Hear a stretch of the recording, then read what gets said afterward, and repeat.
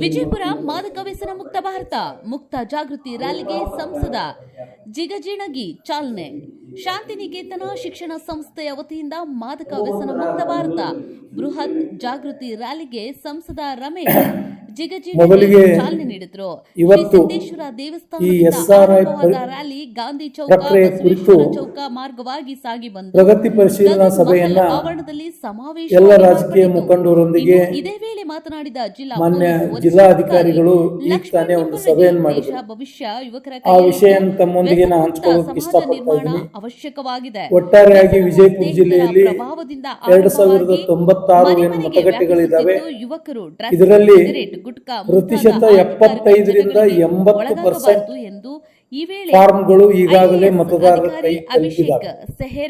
ಆದ್ರೆ ಆ 80% ಫಾರ್ಮ್ ಅಲ್ಲಿ ಅದನ್ನ ಸರಿಯಾಗಿ ಶಿಕ್ಷಣ ಸಂಸ್ಥೆಯ ಚೇರ್ಮನ್ ಫಿಲ್ ಮಾಡಿ ಭರ್ತಿ ಮಾಡಿ ಕೊಟ್ಟಂತ ಫಾರ್ಮ್ಗಳ ಸಂಖ್ಯೆ ಕೇವಲ 9ರಿಂದ 10% ಮಾತ್ರ.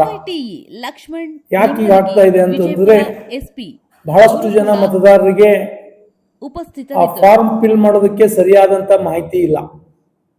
ಇವತ್ತು ಅಧಿಕಾರಿಗಳು ಏನು BLO ಅಂತೇಳಿ ನೇಮಕ ಮಾಡಿದ್ದಾರೆ, ಇವರು ಸಹ ಅನೇಕ ಕಡೆಗಳಲ್ಲಿ ಅವರ ಅಸಹಾಯಕತೆಯನ್ನ ಮತದಾರರ ಮುಂದೆ ಹೇಳ್ಕೊಳ್ತಾ ಇದ್ದಾರೆ. ಅದು ನನಗೂ ಸರಿಯಾಗಿ ತಿಳಿದಿಲ್ರಿ, ನೋಡ್ಬೇಕು, ಯಾರಿಗಾರಿ ಕೇಳಿ ತುಂಬ್ತೇವೆ ಅಂತಕ್ಕಂಥದ್ದನ್ನು ನೋಡಿದ್ರೆ ಇನ್ನೂ ಅವರು ಪರ್ಫೆಕ್ಟ್ ಆಗಿಲ್ಲ. ಇದನ್ನ ನಾವು ರಾಜಕೀಯ ಪಕ್ಷದ ಮುಖಂಡರುಗಳು ನೀವೆಲ್ಲ ಸರಿಯಾಗಿ ತರಬೇತಿಯನ್ನು ಕೊಟ್ಟಿಲ್ಲ ಅಂತ BLOಗಳನ್ನ ನೇಮಿಸಿದ್ದೀರಿ.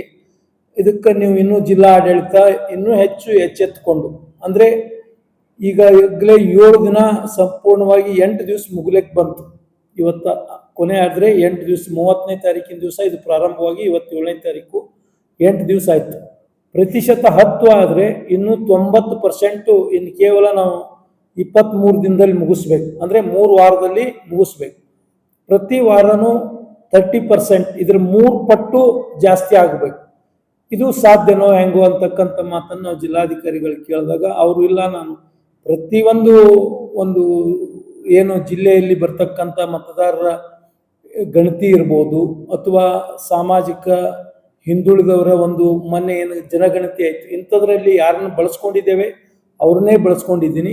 ಪ್ರಾರಂಭದಲ್ಲಿ ಸ್ವಲ್ಪ ಇದು ನಿಧಾನವಾಗಿರ್ತೈತಿ, ನಂತರ ಇದು ಯೋಗ ತಗೊಳ್ತೈತಿ ಅಂತಕ್ಕಂಥ ಮಾತನ್ನು ಹೇಳಿದ್ದಾರೆ. ನಾವು ಹೇಳಿದ್ದೇವೆ ಕೆಲವೊಂದು ಕಡೆ BLOಗಳೇನಿದ್ದಾರೆ ಬಹಳಷ್ಟು ಅವರಿಗೆ ಮಾಹಿತಿ ಕೊರತೆ ಇದೆ, ಏಜಿನ ತೊಂದರೆ ಇದೆ, ಹಿಂಗಾಗಿ ಅವ್ರನ್ನ ಸಪೋರ್ಟಿಗೆ ಇನ್ನೊಬ್ಬರನ್ನ ಕೂಡ್ರಿ ಅಂತ ಹೇಳಿದ್ದಾರೆ. ಅದು ಜಿಲ್ಲಾಧಿಕಾರಿಗಳು ಒಪ್ಕೊಂಡಿದ್ದಾರೆ. ನಾವು ಒಟ್ಟಾರೆ ನಮ್ಮ ಕಾಂಗ್ರೆಸ್ ಪಕ್ಷದಿಂದ ಹೇಳೋದಿಷ್ಟೇ, ನಮ್ಮ ಗಮನಕ್ಕೆ ಬಂದಿದ್ದು ಅಂದರೆ ಕೆಲವೊಂದು BLOಗಳು ಸರಿಯಾಗಿ ತುಂಬಿದ್ದ ಫಾರ್ಮ್ಗಳನ್ನು ಸಹ ತಪ್ಪಾಗಿ ಕರೆಕ್ಷನ್ ಮಾಡಿದ ಉದಾಹರಣೆಗಳನ್ನು ನಾವು ಕೊಟ್ಟಿದ್ದೆವು. ಅದ್ರ ಜೊತೆಗೆ PLOಗಳು ನಾವು ಫಾರ್ಮೇ ತುಂಬೋದಿಲ್ಲ, ನೀವೇ ತುಂಬ್ಕೊಂಡು ಬನ್ರಿ, ಅದು ನಿಮ್ಮ ಡ್ಯೂಟಿ ಅಂತಕ್ಕಂಥದ್ದನ್ನು ಹೇಳಿ ಮತದಾರನ ಹೊಳ್ಳಿ ಕಳಿಸ್ತಾ ಇದ್ದಾರೆ. ಈ ಎಲ್ಲ ಕಾರಣಗಳಿಂದ BLOಗಳು BLA2ಗಳ ಜೊತೆಗೆ ಒಂದು ಸರಿಯಾದ ಸಹಕಾರ ಕೊಟ್ಟರೆ ಮಾತ್ರ ಇದು ಯಶಸ್ವಿ ಆಗ್ತದೆ ಅಂತಕ್ಕಂಥ ಮಾತನ್ನು ಹೇಳಿದ್ದೀವಿ. ಅದನ್ನು ಸಹ ಜಿಲ್ಲಾಧಿಕಾರಿಗಳು ತ್ವರಿತವಾಗಿ ಸರಿಪಡಿಸಿಕೊಡ್ತೇವೆ ಅಂತಕ್ಕಂಥ ಮಾತನ್ನು ಹೇಳಿದ್ದಾರೆ. ಇದನ್ನು ಹೊರತುಪಡಿಸಿ ಒಟ್ಟಾರೆ ಜಿಲ್ಲೆಯಲ್ಲಿ ನಾವು ಕಾಂಗ್ರೆಸ್ ಪಕ್ಷದ ವತಿಯಿಂದ ಪ್ರತಿ ಮತಕ್ಷೇತ್ರ ವಾಜು, ಜಿಲ್ಲೆ ವಾಜು ತಮ್ಮೆಲ್ಲರಿಗೂ ಗೊತ್ತಿದೆ, ಮೊನ್ನೆ MB ಪಾಟೀಲ್ರ ಒಂದು ನೇತೃತ್ವದಲ್ಲಿ ಕಿತ್ತೂರು ಚೆನ್ನಮ್ಮ ಮಂಗಲ ಕಾರ್ಯಾಲಯದಲ್ಲಿ 4 ಟನ್ ಶಾಸಕರಾದಂಥ ವಿಠ್ಠಲ್ ಕಟಕದೊಂಡವರು, ಸುನೀಲ್ ಗೌಡ್ ಪಾಟೀಲ್ರು, ನಮ್ಮ KPCCಯ ಒಂದು ಮೇಲ್ವಿಚಾರಣೆ ಮಾಡ್ಲಿಕ್ಕೆ ಬಂದಂಥ ಗಡಿನಾಡು ಪ್ರಾಧಿಕಾರದ ಅಧ್ಯಕ್ಷರಾದಂಥ ಸೋಮಣ್ಣ ಬೇವಿನ ಮರದವರು, ನಮ್ಮ ಜಿಲ್ಲೆಯ ಈರುವರು ಉಸ್ತುವಾರಿಗಳು ರಾಜು ಆಲ್ಗೂರವರೊಬ್ಬರು, ಇನ್ನೊಬ್ಬರು ಕಾಂತಾ ನಾಯ್ಕರು, ಇವರೆಲ್ಲರೂ ಕೂಡಿ ನಾವು ಜಿಲ್ಲೆಯ ಎಲ್ಲ BLOಗಳಿಗೆ ಮಾಹಿತಿ ಕೊಟ್ಟಿದ್ದೇವೆ. ಅಲ್ಲಿ ಅಬ್ಸೆಂಟ್ ಇದ್ದಂಥ BLO2ಗಳಿಗೆ ನಾವು ಮತಕ್ಷೇತ್ರ ವೈಸ, ನಾನು ಜಿಲ್ಲಾ ಅಧ್ಯಕ್ಷನಾಗಿ ಪ್ರತಿ ಮತಕ್ಷೇತ್ರದಲ್ಲಿ ಆ ಭಾಗದ ಶಾಸಕರನ್ನು, ಆ ಶಾಸಕರು ಇರದೇ ಇದ್ದ ಪಕ್ಷದಲ್ಲಿ ಹಿಂದಿನ ಪರಾಜಿತ ಅಭ್ಯರ್ಥಿಗಳನ್ನು ಕರೆದುಕೊಂಡು ಹೋಗಿ ನಾವು ಇವತ್ತು ಎಲ್ಲ ಕಡೆ ತರಬೇತಿಯನ್ನು ಕೊಟ್ಟಿದ್ದೇವೆ. ವ್ಯವಸ್ಥಿತವಾಗಿ ಕೆಲಸ ಪ್ರಾರಂಭವಾಗ್ತಾ ಇದೆ. ಬಟ್ ಇದು ಪ್ರಾರಂಭ ಹಂತದಲ್ಲಿ ಸ್ವಲ್ಪ ನಿಧಾನ ಐತಿ. ಇದು ಇನ್ನೂ ನಾವು ಹೆಚ್ಚು ಪ್ರಯತ್ನ ಪಟ್ಟರೆ ಯಶಸ್ವಿ ಆಗ್ಬೋದು ಅಂತಕ್ಕಂಥ ಅನಿಸಿಕೆ ನಮ್ದಾಗಿದೆ. ಕಾಂಗ್ರೆಸ್ ಸರ್ಕಾರ SIR ಮಾಡೋ ಮಾತಿನಲ್ಲಿ ಇಲ್ಲ, ಕಾಂಗ್ರೆಸ್ ವಿಫಲ ಆಗ್ತದೆ ಅಂತಕ್ಕಂಥದ್ದು ಇದು ಕಾಂಗ್ರೆಸ್ ಪಕ್ಷದ ಕೆಲಸವಲ್ಲ, ಇದು ಚುನಾವಣಾ ಆಯೋಗದ ಕೆಲಸ. ಚುನಾವಣಾ ಆಯೋಗದ ಮಾರ್ಗದರ್ಶನದಲ್ಲಿ ಕರ್ನಾಟಕ ರಾಜ್ಯ ಸರ್ಕಾರ ಜಿಲ್ಲಾ ಆಡಳಿತವನ್ನು ಅವರಿಗೆ ಸಪೋರ್ಟಿಗಾಗಿ ನಿಲ್ಲಿಸಬೇಕು. ಇವತ್ತು ಅವರು ಏನು ಮಾನದಂಡ ಕೊಟ್ಟಿದ್ದಾರೆ ಆ ಮಾನದಂಡದಲ್ಲಿ ಫಾರ್ಮ್ ಫಿಲ್ ಮಾಡಿ ಕೊಡ್ತಕ್ಕಂಥದ್ದು ಕರ್ನಾಟಕ ಸರ್ಕಾರದ ಜಿಲ್ಲಾ ಆಡಳಿತಗಳು ಅಲ್ಲಿ ಇದ್ದಾವೆ. ಜಿಲ್ಲಾ ಆಡಳಿತಕ್ಕೂ ನಾವು ಕೇಳಿದಾಗ ಸುಮಾರು 2090 ಜನ ಚುನಾವಣೆಗಾಗಿ ಹೆಚ್ಚುವರಿ ನೌಕರರು ನಮ್ಮಲ್ಲಿ ಇಲ್ಲದೇ ಇದ್ದರೂ ಸಹ ನಾವು ಶಿಕ್ಷಣ ಇಲಾಖೆಯಿಂದ, ಅಂಗನವಾಡಿ ಕಾರ್ಯಕರ್ತರನ್ನು, ಆರೋಗ್ಯ ಇಲಾಖೆಯಿಂದ ಎಲ್ಲಿ ಸಾಧ್ಯತೆ ಅಲ್ಲಿ ಪಡೆದುಕೊಂಡು ನಾವು ಮಾಡ್ತಾ ಇದ್ದೇವೆ. ಎಲ್ಲೆಲ್ಲಿ ತೊಂದರೆ ಇದೆ ಪ್ರತಿ ಮತಕ್ಷೇತ್ರಕ್ಕೂ IRO ಅಂತಕ್ಕಂಥ ಒಬ್ಬ ಅಧಿಕಾರಿಯನ್ನು ನೇಮಿಸಿ ಅದನ್ನು ಮೇಲ್ವಿಚಾರಣೆ ಮಾಡ್ತಾ ಇದ್ದೇವೆ. 8 ಮತಕ್ಷೇತ್ರದಲ್ಲಿ ಎಲ್ಲಿ ತೊಂದರೆ ಇದೆ ಅಲ್ಲಿ ನಾನು ಹೆಚ್ಚಿಗೆ ಸಪೋರ್ಟನ್ನು ಮಾಡ್ತಾ ಇದ್ದೀನಿ ಅಂತಕ್ಕಂಥ ಮಾತು ಜಿಲ್ಲಾ ಆಡಳಿತದಿಂದ ನಮ್ಗೆ ಸ್ಪಷ್ಟಪಡಿಸಿದ್ದಾರೆ. ಸರಿಯಾಗಿ ಟ್ರೈನ್ ಕೊಟ್ಟಿಲ್ಲ ಅನ್ನೋದು, ಯಾಕಂದ್ರೆ ಬೆಂಗಳೂರಲ್ಲಿ ಟ್ರೈನಿಂಗ್ ಮಾಡಿದೆ ಅನ್ನೋದು ಹಲವಾರು ಬಾರಿ ನೀವೇ ಟ್ರೈನಿಂಗ್. ಆದ್ರೂ ಕೂಡ ಯಾಕೆ BLOಗಳು ಅದೇ ಅಂಗನವಾಡಿಗಳಲ್ಲಿ ಕುಂದು, ದೇವಸ್ಥಾನಗಳಲ್ಲಿ, ಮಸೀದಿಗಳಲ್ಲಿ ಅಲ್ಲಿ ಕುಂದು ಮನೆಗಳಿಗೆ ಹೋಗದೆ, ಅಂದ್ರೆ ಅಲ್ಲೇ ಕುಂತು ಫಾರ್ಮ್ಗಳನ್ನ ಫಿಲ್ಅಪ್ ನಾವೇ ಮಾಡಿದೆ. ಮತ್ತೆ ಅವ್ರ ಮೇಲೆ ಹೊರೆ ಹಾಕಿ ಒಂದೊಂದು ಮನೆಯಲ್ಲಿ ಅನ್ಎಜುಕೇಟೆಡ್ ಇರ್ತಾರೆ, ಅವ್ರಿಗೆ ಫಾರ್ಮ್ನಲ್ಲಿರುವಂತ ಮಾಹಿತಿಗಳು ಗೊತ್ತೇ ಇರಲಿಲ್ಲ. ಅಂಥವ್ರನ್ನೆಲ್ಲ ಅಲ್ಲೇ ಒಂದೊಂದೇ ಗುಂಪು ಹಾಕೊಂಡು ಕೆಲಸಗಳನ್ನ ಮಾಡ್ತಾ ಇರುವಂಥದ್ದು. ಇದೆಲ್ಲವೂ ಮತ್ತಷ್ಟು ಜನರಿಗೆ ಗೊಂದಲ ಆಗ್ತಾ ಇರುವಂಥದ್ದು. ಆಮೇಲೆ ಮಾಜಿ MLAಗಳ ಮನೆಗಳಿಗೆ ಇದುವರೆಗೂ ಫಾರ್ಮ್ ಈಗಾಗಲೇ ನಾನು ಹೇಳಿದಂಗೆ 180ರಷ್ಟು ಫಾರ್ಮ್ಗಳನ್ನು ಕೊಟ್ಟಿದ್ದಾರೆ. ಎಲ್ಲಿ ಸಾಮೂಹಿಕವಾಗಿ ಅದನ್ನು ಫಾರ್ಮ್ ಫಿಲಪ್ ಮಾಡ್ತಕ್ಕಂಥ ಕೆಲಸ ನಡೆದಿದೆ ಅಂತಕ್ಕಂಥದ್ದು ಬಿಜಾಪುರ ಜಿಲ್ಲೆಯಲ್ಲೆಲ್ಲ ಇಡೀ ಕರ್ನಾಟಕದಲ್ಲೇ ಒಂದು ಆರೋಪ ಬಂದ ಮೇಲೆ ಆ ರೀತಿ ಮಾಡಬೇಡದು ಅಂತೇಳಿ ರಾಜ್ಯ ಸರ್ಕಾರ ಆದೇಶ ಮಾಡ್ತು. ಅದರ ಪ್ರಕಾರ ಜಿಲ್ಲಾಧಿಕಾರಿಗಳು ಆದೇಶ ಕೊಟ್ಟಿದ್ದಾರೆ. ಜಿಲ್ಲಾಧಿಕಾರಿ ಏನು ಹೇಳ್ತಾ ಇದ್ದಾರೆ ಅಂತಂದರೆ, ನಾವು ಫಾರ್ಮ್ಗಳನ್ನು ಮನೆಗೆ ಹೋಗಿ ಕೊಟ್ಟಿದ್ದೆವು, ಮನೆಯಿಂದನೇ ಕಲೆಕ್ಟ್ ಮಾಡ್ತಾ ಇದ್ದೀವಿ. ಆ ಕರೆಕ್ಷನ್ಗೆ ಬಂದಾಗ ಅಥವಾ ನಮ್ಮ ಮನೆಗೆ ನೀವು ಬಂದು ಹೋಗಿದ್ದೀರಿ, ನಾವು ಇರಲಿಲ್ಲ, ಈ ಫಾರ್ಮ್ ತಗೊಳ್ರಿ ಅಂತ ಅಲ್ಲಿ ಜನ ಬರ್ತಾರೆ. ನಾವು ನಮ್ಮ ಅಧಿಕಾರಿಗಳನ್ನು ಒಂದು ಗುಡಿಯಲ್ಲಿ ಆದರೂ ಮಸೂತಿಯಲ್ಲಿ ಆದರೂ ಕುಂತ್ಕೊಂಡು ಗಣಕೀಕರಣ, ಕಂಪ್ಯೂಟರೀಕರಣ ಮಾಡ್ತಕ್ಕಂಥ ಕೆಲಸ ಅವ್ರು ಮಾಡ್ತಾ ಇರ್ತಾರೆ. ಕೇವಲ ಫಾರ್ಮ್ ತೊಗೊಂಡ್ರೆ ಪ್ರಕ್ರಿಯೆ ಮುಗಿಲಿಲ್ಲ, ಅದನ್ನು ಎಲ್ಲಾದರೂ ಒಂದು ಕಡೆ ಕುಂತ್ಕೊಂಡು ಮಾಡ್ಬೇಕು. ಅದು ತಮ್ಮ ಮನೆಗೆ ಹೋಗಿ ಕುಂತ್ಕೊಂಡು ಮಾಡೋಕ್ಕಾಗೋದಿಲ್ಲ. ಆ ಗ್ರಾಮದಲ್ಲಿ ಅಥವಾ ಆ ವಾರ್ಡ್ನಲ್ಲೇ ಕುಂತಾಗ ಅದಕ್ಕೆ ಏನಾದರೂ ಸಮಸ್ಯೆ ಬಂದರೆ ಫೋನ್ ಮುಖಾಂತರ ಅದರಲ್ಲಿ ಫೋನ್ ನಂಬರ್ ಇರ್ತೈತಿ, ಅವ್ರಿಗೆ ಸ್ಪಷ್ಟೀಕರಣ ಕೇಳಿ ಅದನ್ನು ಮಾಡ್ತಕ್ಕಂಥ ಕೆಲಸ BLOಗಳು ಮಾಡ್ತಾರೆ. ಇದಕ್ಕಾಗಿ ಅವ್ರಿಗೆ ಒಂದು ಕುಂಡ್ರದ ಸ್ಥಳ ಬೇಕು. ಹೀಗಾಗಿ ನಾವು ಮಠದಲ್ಲಿರ್ಬೋದು, ಗುಡಿಯಲ್ಲಿರ್ಬೋದು ಅಥವಾ ಮಸೂತಿಯಲ್ಲಿರ್ಬೋದು ಈ ರೀತಿ ಕುಂಡ್ರಲೇಬೇಕಾಗ್ತೈತಿ. ಅದು ಅನಿವಾರ್ಯ ಅಂತಕ್ಕಂಥದ್ದು ಜಿಲ್ಲಾಧಿಕಾರಿಗಳು ಸ್ಪಷ್ಟಪಡಿಸಿದ್ದಾರೆ ಈ ಸಭೆಯಲ್ಲಿ.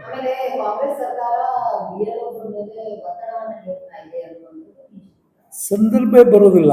ಅಧಿಕಾರಿಗಳ ಮೇಲೆ ಒಂದು ರಾಜಕೀಯ ಪಕ್ಷ ಒತ್ತಡ ಹೇರುತ್ತಕ್ಕಂಥ, ಯಾಕಂದರೆ BLOಗಳಿಗೂ ರಾಜಕೀಯ ಪಕ್ಷದ ಜಿಲ್ಲಾ ಅಧ್ಯಕ್ಷರಿಗಾಗಲಿ ರಾಜ್ಯ ಅಧ್ಯಕ್ಷರಿಗಾಗಲಿ ಯಾವುದೇ ಸಭೆ ಸಮಾರಂಭ ಜಂಟಿಯಾಗಿರೋದಿಲ್ಲ. ಜಿಲ್ಲಾಧಿಕಾರಿಗಳು ಸಹ ನಮ್ಮನ್ನು ತಾವಾಗೆ ಆಮಂತ್ರಣ ಮಾಡಿದಾಗ ನಾವು ಸಭೆಗೆ ಹೋಗ್ತೇವೆ. ನಮ್ಮನ್ನು ತಾವಾಗೆ ಆಮಂತ್ರಣ ಮಾಡಿದಾಗ ಹೋಗ್ತೇವೆ. ಅಥವಾ ಇವತ್ತು ಮುಖ್ಯಮಂತ್ರಿಗಳು, ಇವತ್ತು ಸರ್ಕಾರ ನಮ್ದು ಐತಿ, ಕಾಂಗ್ರೆಸ್ ಸರ್ಕಾರ ಐತಿ, ಮುಖ್ಯಮಂತ್ರಿಗಳೆಲ್ಲ BLO ಮೀಟಿಂಗ್ ತೊಗೊಂಡು ಏನಾದರೂ ಈ ರೀತಿ ಒತ್ತಡ ಹಾಕಿದ್ದಾರೆ ಅಂತಕ್ಕಂಥ ಉದಾಹರಣೆಗಳಿಲ್ಲ. ಅವರು ಪಾರದರ್ಶಕವಾಗಿ ನೀವು ಕೆಲಸ ಮಾಡಿರಿ, ಕೇಂದ್ರ ಚುನಾವಣಾ ಆಯೋಗದ ಒಂದು ಅಡಿಯಲ್ಲಿ ಕೆಲಸ ಮಾಡ್ರಿ ಅಂತಕ್ಕಂಥ ಒಂದು ಸೂಚನೆ ಐತಿ. ಅದ್ರ ಪ್ರಕಾರ ಅವ್ರು ಮಾಡ್ತಾ ಇದ್ದಾರೆ. ಇದ್ರಾಗ ಯಾರ್ದು ಇಂಟರ್ಫಿರೆನ್ಸಿ ಇರೋದಿಲ್ಲ.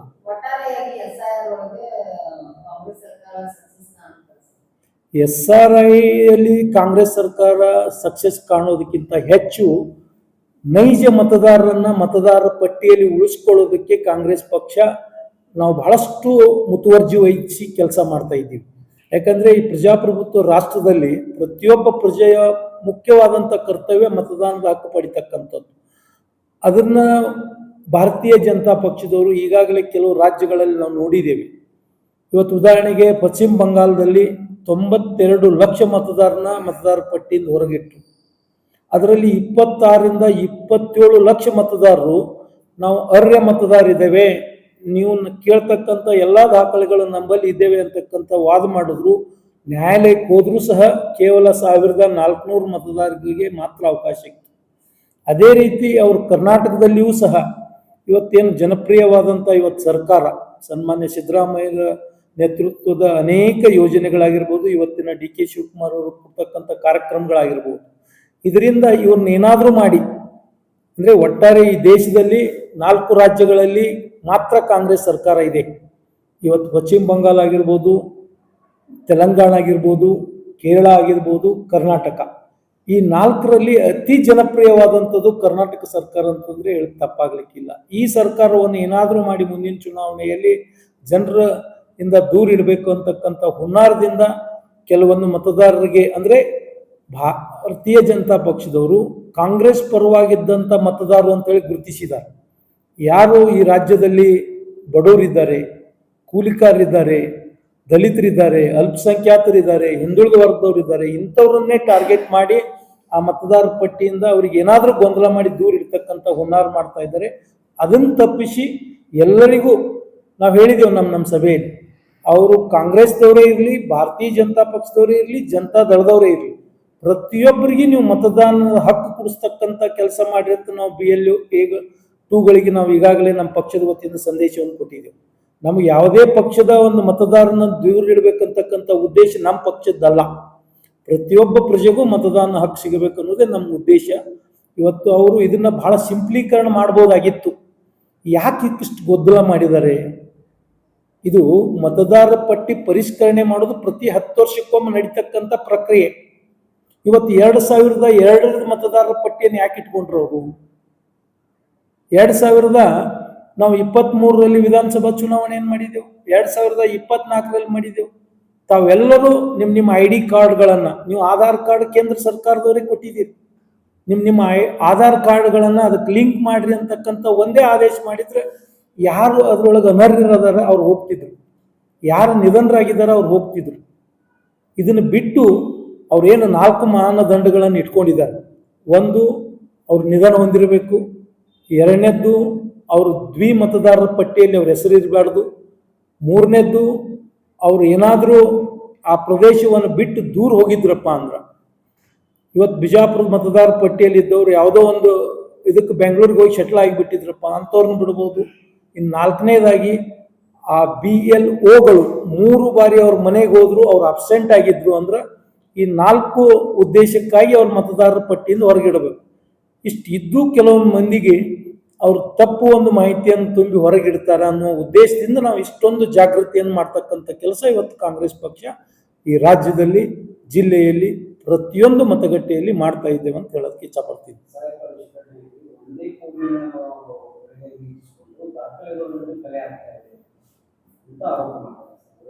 ಸರ್ ಒಂದೇ ಹಾ ಯಾರು ಮಾಡ್ತಾ ಇದ್ದಾರೆ? ಕಾಂಗ್ರೆಸ್ದವ್ರು ಮಾಡ್ತಾ ಇದ್ದಾರಂತ. ನಮ್ಮ ವಿರೋಧಿಗಳು ಮಾಡ್ತಾ ಇದ್ದೀವಿ. ಈಗ ನೋಡ್ರಿ, ಒಂದೇ ಸ್ಪಷ್ಟವಾಗಿ ಹೇಳ್ತಾ ಇದ್ದೇವೆ.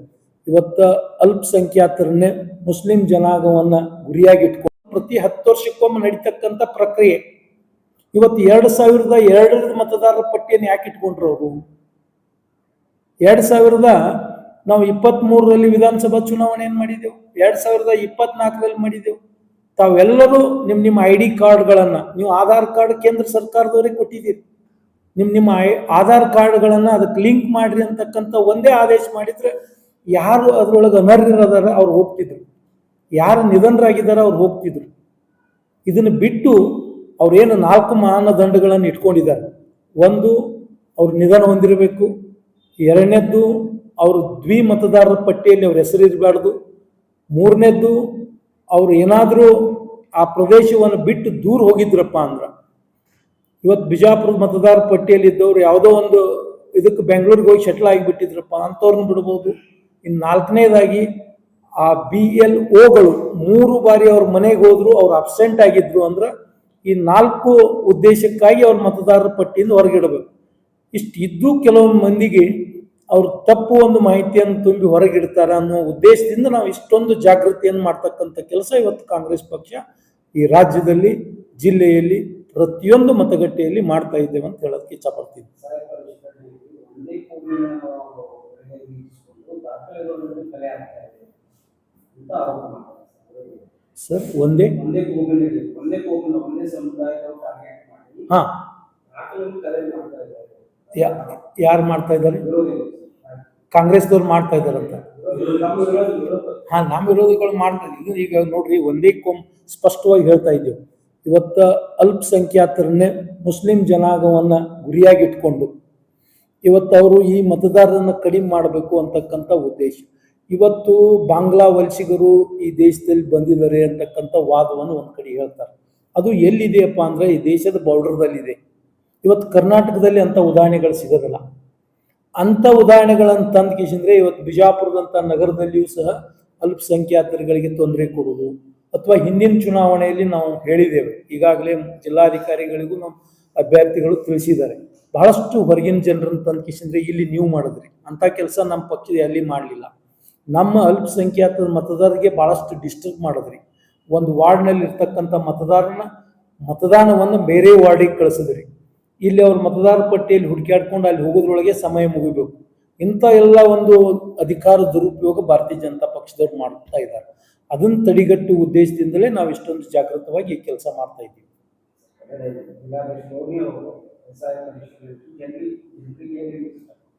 ನಾನು ಮತದಾರರಲ್ಲಿ ಒಂದು ವಿನಂತಿಯನ್ನು ಮಾಡ್ಕೊಳ್ತೀನಿ. ಪ್ರತಿಯೊಬ್ಬರು ತಮ್ಮ ಕುಟುಂಬದ 18 ವರ್ಷ ಮೇಲ್ಪಟ್ಟವರನ್ನು ಮತದಾರ ಪಟ್ಟಿಯಲ್ಲಿ ಉಳಿಸ್ಕೊಳ್ಳಲಿಕ್ಕೆ ಪ್ರಯತ್ನ ಪಡಬೇಕು.